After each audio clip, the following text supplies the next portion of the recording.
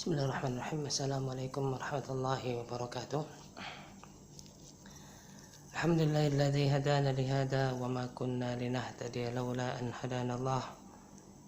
Asyhadu an la ilaha illallah wahdahu la syarika lah wa asyhadu anna Muhammadan abduhu wa rasuluhu la nabiyya wa la rasula ba'dahu, amma ba'd. Kawan-kawan yang dirahmati Allah Subhanahu wa taala, di kesempatan ini katong berbicara melanjutkan pembahasan kita tentang takwil bagian 3. Kemarin kan bagian 3 belum selesai. Nah, kita lanjutkan. Kemarin itu kita punya pembahasan sampai pada katong herang para mutakallimin mutakhirin dari kalangan Asy'ariyah.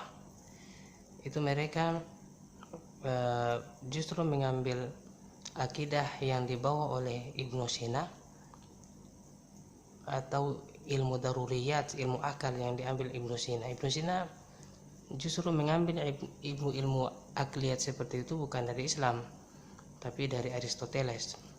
Dan itu dalam pelajaran filsafat sudah ma'ruf, sudah banyak, bukan rahasia lagi. Ibnu Sina sendiri itu di kalangan para filosof itu dia diistilahkan, istilahnya dia Ibnu Sina itu adalah ar-Ra'is al-Muallim ar-Ra'is, al-Muallim ar-Ra'is atau ar-Ra'is al-Muallim, ketuanya para guru. Kalau Aristoteles itu dia julukannya ar-Ra'is al-Awwal, pemimpin pertama. Al-Farabi ar-Ra'is al-Thani, Al-Farabi dia pemimpin kedua. Ibnu Sina al-Muallim ar-Ra'is, gurunya atau Syekh ar-Ra'is, tuannya para muallim, para pengajar dalam filosof.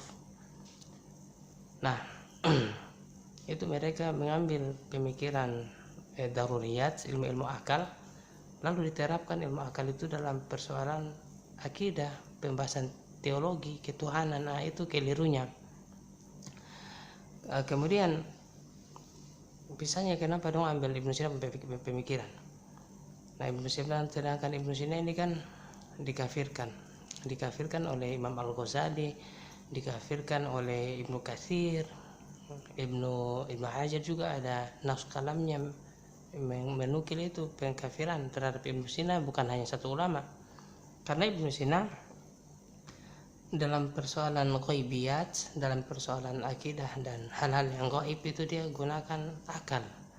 Dalam kitabnya Ibnu Sina, kitab Asy-Syifa, itu dia mengingkari pembangkitan manusia dengan jasad. Dia ingkari itu. Dia ingkari. Dalam kitabnya Asy-Syifa juga Ibnu Sina ingkari tentang masalah juz'iyat. Katanya Allah itu yang mengetahui masalah yang terperinci, masalah juz'iyat Allah yang ketahui. Itu semua ini akidah-akidah yang menyesatkan kan. Oleh karena itu dikafirkan banyak ulama.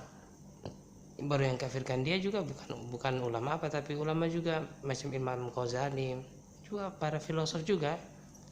Cuma itu sama-sama menggunakan akal tapi standarnya berbeda. Itu yang kita bilang di awal tadi.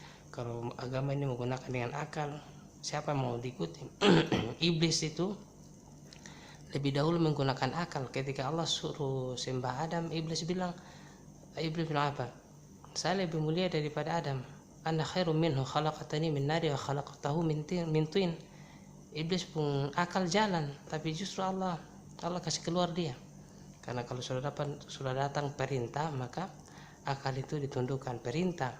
Apalagi masalah ghaibiyat, masalah zat Allah, masalah sifat Allah, itu semua ya sebagaimana kita sudah katakan tadi bahwa sifat khabariyah itu yang sifat zat khabariyah, tentang tangan Allah, wajah Allah, kaki Allah, dalam hadis kaki Allah, dalam hadis kedua tangan Allah, itu namanya sifat khabariyah. Sifat khabariyah itu kita sudah katakan itu sifat yang seandainya Allah tidak kabarkan dalam Quran, akal tidak sampai di sana. Beda dengan sifat pada umumnya macam Al-Khaliq, pencipta, itu akal bisa sampai biar Allah tidak kabarkan dalam Quran, akal bisa sampai bisa menetapkan itu sifat. Tapi kalau khabariyah itu tidak bisa. Makanya para ulama katakan sifat khabariyah sifat khabariyah itu subutuhu bin nafsi wa sam'i. Itu penetapan sifat khabariyah itu dengan nafs, dengan ayat, laisa bil aql, bukan dengan akal. Penetapan sifat khabariyah itu bukan dengan akal. Makanya akal tidak ada ikut siapa situ, karena akal itu ya, cara mainnya akal itu dia itu dia hanya mengetahui hal-hal yang dia saksikan dengan panca indera. Apa yang ada dalam pikiran itu hasil pencernaan dari apa yang dilihat, disaksikan di luar, mata kah, telinga kah, lalu diproses di akal toh. Tapi kalau Allah, siapa yang pernah lihat? Belum ada. Jadi kiasu syahid ala ghaib itu salah. Mengkiaskan, berbicara tentang Allah, tentang ghaibiyat, lalu dikiaskan pada hal-hal yang nampak, yang nampak itu kesalahan. Itu kesalahan. Coba lihat konsep Asy'ariyah Maturidiyah dalam memahami kaidah ketuhanan toh. Dong bilang begini, bahwa Allah itu semungkin mempunyai sifat fi'liyah, Allah semungkin mempunyai perbuatan. Dong katakan dalam dong akidah, al-fi'lu huwal maf'ul. Tidak ada itu perbuatan Allah, yang ada itu adalah pencipta. Tidak ada itu perbuatan Allah, yang ada itu adalah ciptaan. Yang kita sudah jelaskan tadi di awal, hubungan antara ciptaan dengan hubungan antara ciptaan dengan pencipta itu dengan sifat, hubungan antara makhluk toh, dengan sifat atau khalq, dengan sifat penciptaan itu adalah sifat ta'alluq toh. Kita sudah jelaskan di awal, dia makhluk itu ada karena memang harus ada, karena bagaimana mungkin ada makhluk tapi tidak ada pencipta. Dong katakan itu sifat ta'alluq, artinya itu keberadaan makhluk itu karena keberadaan Allah, tidak ada perbuatan. Yang kita sebut itu kaidahnya taujih bil murajjih, menguatkan tanpa pengingatan. Kemudian Ibnu Sina begitu, dia itu mereka itu para filosof, Ibnu Sina, mutakallimin, itu menganggap Allah itu tidak bergerak, karena yang bergerak itu adalah makhluk. Kalau bergerak itu makhluk, yang berbicara itu makhluk, jadi Allah itu Tuhan itu tidak berbicara, maksudnya tidak berbicara dengan huruf dan suara. Allah tidak bergerak, maksudnya kalau katong bergerak kan berbuat berhenti toh. Bergerak, dia bergerak, itu dong anggap begitu, itu sifat makhluk. Yang seperti ini nih tidak pernah dikatakan para sahabat yang pernah katakan begitu. Dong pikiran itu yang ada pikirkan zat Allah sampai ke situ. Yang pikir begitu itu ajaran-ajaran Aristoteles, ajaran Labi bin Aqsim. Labi bin Aqsim itu orang Yahudi yang katakan bahwa Al-Quran itu, yang katakan bahwa Taurat itu bukan firman Tuhan, karena Tuhan itu tidak berbicara dengan huruf dan suara. Sama Labi bin Aqsim, Imam Ahmad dalam kitabnya Al-Ilal bilang begitu juga. Ajaran bahwa Taurat bukan kalamullah itu dari Labi bin Aqsim, yang sihir Nabi, orang yang sihir Nabi ketika Nabi masih Nabi pernah disihir toh. Dari situ kemudian ajaran Taurat bukan kalamullah. Al-Quran juga orang-orang Asy'ari bilang bukan kalamullah, bukan huruf dan suara. Allah bukan bicara dan huruf dan suara. Jadi Al-Quran yang ada, jadi lafaz Quran itu alif lam mim itu katanya bukan firman Allah hakiki, secara hakiki bukan firman Allah. Itu semua ajaran luar Islam. Nah, kita kembali pada Ibnu Sina tadi. Ibnu Sina dia mengambil pemikiran Aristoteles, dia pangkas yang dia anggap penting dipangkas, dan dia masukkan yang dianggap boleh dimasukkan. Ceritanya begitu. Dia katakan, dia yang pertama mengatakan bahwa Allah itu tidak bergerak. Dia cari dalilnya mana? Dia pakai dalil juga dalam Quran. Itu memahami Quran bukan berdasarkan pemahaman sahabat susah.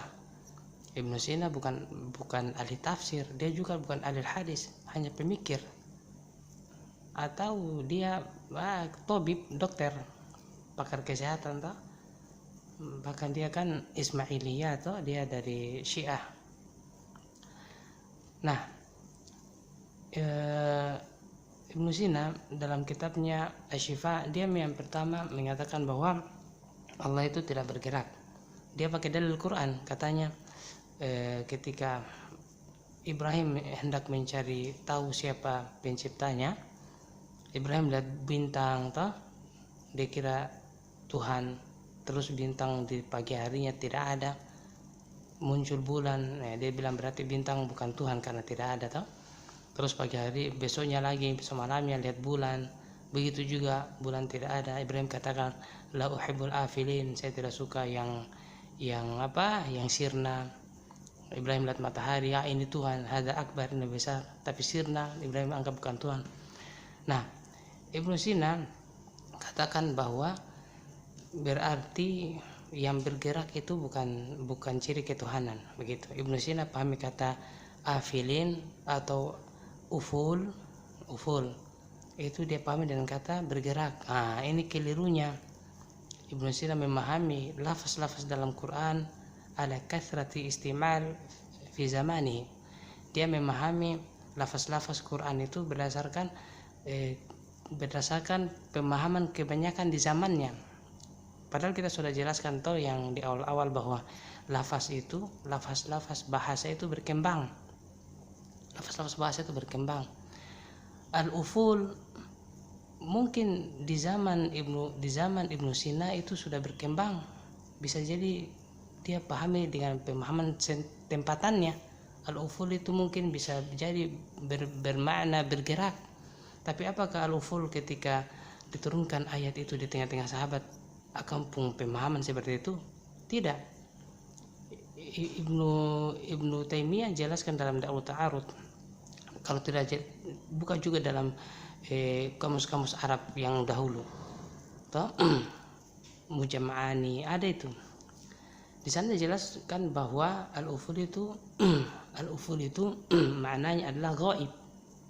Ghaib itu maksudnya tidak nampak lagi, yang tadinya ada jadi tidak ada. Ibrahim itu dia menafikan itu sifat ketuhanan seperti itu, ada lalu tidak ada, ghaib, hilang, sirna. Tuhan tidak seperti itu.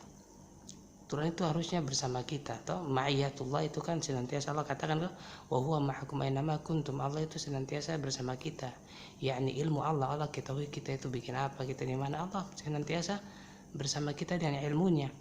Tapi kalau bintang, bulan nampak lalu hilang, itu bukan ciri ketuhanan. Tapi Ibnu Sina salah paham. Dia pahami kata al-uful di situ adalah bergerak. Ini salah. Secara akal juga coba lihat Ibrahim ketika lihat bintang, bulan, matahari, Ibrahim nanti terbenamnya benda-benda itu baru Ibrahim nafikan sebagai Tuhan toh. Seandainya seperti yang dibilang Ibnu Sina bahwa al-uful adalah bergerak, maka Ibrahim pasti tidak tunggu terbenam baru menafikan sebagai Tuhan. Karena kan kita tahu bulan dan bintang kan tiap malam bergerak. Di awal malam misalnya ada di bagian tengah kepala. Nanti sudah berapa jam kemudian sudah ketika subuh miring condong. Ibrahim kalau memang al-uful bermakna tahrik atau harakat bergerak, Ibrahim tunggu terbenam, pasti Ibrahim sudah bilang bukan Tuhan ini bergerak. Tapi kan tidak toh, Ibrahim tunggu sampai ternyata pagi-pagi tidak ada, terbenam. Itu. Kemudian kita kembali sedikit dulu. Ini kita sudah masuk poin kedua, syarat untuk takwil berdasarkan definisi para mutakhirin. Kita coba kembali dulu ke belakang sedikit. Kita katakan bahwa kalau mau takwil itu harus pahami siyak, harus pahami juga tarkib. Karena itu bahasa itu dia berkembang. Ibnu Sina jatuhnya pada marhala istimal lughah. Dia memahami Al-Quran, lafaz Al-Quran berdasarkan pemahaman tempatannya. Dia tidak pahami berdasarkan pemahaman sahabat. Dia tidak pahami berdasarkan pemahaman pemahaman lisan Quraisy. Padahal Ibnu Sina itu bukan orang Arab, dia apa? Kan ada namanya Arab, ada Arab. Toh? Ada Arab. Arab itu yang artinya macam di Irak, macam di samping-samping Arab lah. Imam Syafi'i katakan, sebagaimana dinukilkan dalam Tafsirul Basit, juga dalam kitab Muzhir li Suyuti, Imam Suyuti, Imam Syafi'i katakan, demikian juga Imam Ayyub As-Sakhtiyani katakan bahwa aktsaru man tanzandaqa bil Iraq jahlim bil Arabiyah. Mayoritas kesesatan orang-orang di Irak itu karena apa? Karena tidak paham bahasa Arab, maksudnya tidak paham makna Arab yang makna wad'i, tidak paham qadrul mushtarak dalam bahasa Arab. Mereka tidak paham itu asalnya penggunaan kata-kata dalam bahasa Arab, memahami agama berdasarkan kasratul istimal pada zaman mereka masing-masing, itu kesesatan. Imam Syafi'i katakan begitu, Imam As-Sakhtiyani katakan begitu dalam Tafsirul Basit, dan juga dalam Az-Zahir karya Imam As-Suyuti. Lalu coba lihat lagi jangankan Ibnu Sina. Ada ayat dalam Quran toh tentang berimsak toh, tentang imsak. Di sana Allah katakan toh, kulu washrabu hatta yatabayyana lakumul khaytul abyadu minal khaytil aswadi minal fajr thumma atimu siyama ilal lail. Makanlah dan minumlah toh sampai waktu imsak. Apa itu imsak? Hatta yatabayyana lakumul khaytul abyadu minal khayti aswadi minal fajr, sampai nanti nampak benang hitam dan benang putih dari fajar.